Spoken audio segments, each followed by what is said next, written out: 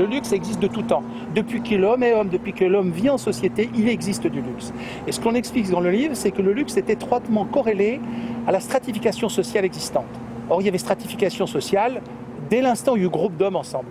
Le luxe repose sur un principe qui est fondamental, qui est le principe d'ouverture-fermeture. Ouverture, ça veut dire tout le monde doit connaître le luxe, fermeture, tout le monde ne peut pas y accéder. Donc un luxe qui serait en haut d'une montagne ou dans le Zanskar ou quelque part au Bhoutan ne fonctionnerait pas. On appellerait ça de l'artisanat local.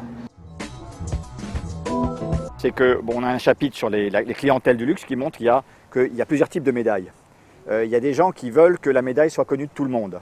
Donc ils vont poursuivre, ils vont aimer consommer les grands noms du luxe comme si vous mettez un smoking, vous savez que vous êtes bien habillé. Bon.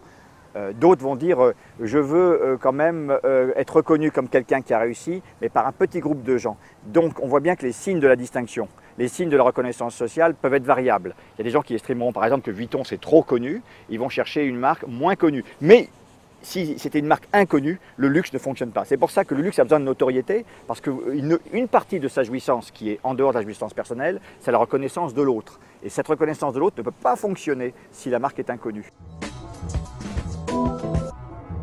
Le lifestyle est arrivé dans la pensée du marketing dans les années 70. Les premiers livres de lifestyle marketing publiés aux États-Unis, c'est à peu près 76-77.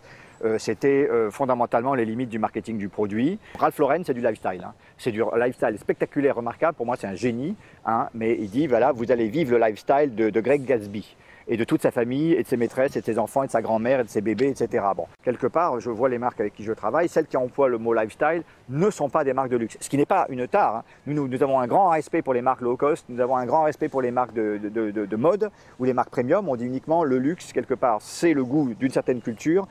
Le luxe est un style. Style in your life, mais il n'est pas lifestyle. Le luxe, c'est la recherche de stratification sociale, s'élever soi-même. On a un objet de luxe, on s'élève, la marque de luxe est au-dessus de vous, c'est positif. Et c'est dans le domaine du rêve. À la limite, vous n'aurez jamais un produit de luxe et de la durée. Le rêve dure. La mode, c'est la séduction, c'est l'instant. La mode est construite pour se disparaître rapidement.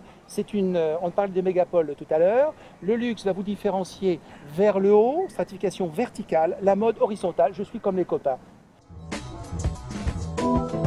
Le bespoke, on en a un peu parlé. Le bespoke, c'est une façon, c'est une méta-distinction. Je m'explique. Comme vous l'avez très bien dit, on l'écrit dans le livre, le luxe, c'est les médailles de la réussite. Bon.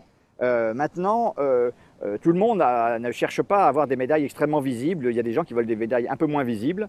Et à la limite, ils veulent se différencier de ceux qui ont des médailles extrêmement visibles, pour dire moi j'ai une réussite supérieure à la tienne, mais justement je la signifie par une discrétion, parce que seules les élites vont comprendre que je suis supérieur à toi. Je ne cherche pas à être connu comme quelqu'un qui a réussi, des gens qui vont passer derrière nous ici. Donc le bespoke est une tendance, alors qui a en France par exemple, qui est assez typique parce qu'il y a une espèce de tabou sur l'argent et sur la réussite, et d'une certaine façon, il y a une partie par exemple des grands magnats chinois à l'heure actuelle qui sont très contents de pouvoir avoir des marques qui signifient leur réussite, mais qui sont un peu moins connues, parce qu'elles disent quoi d'eux? Elles disent que ce n'est pas des suiveurs. Donc c'est une double distinction.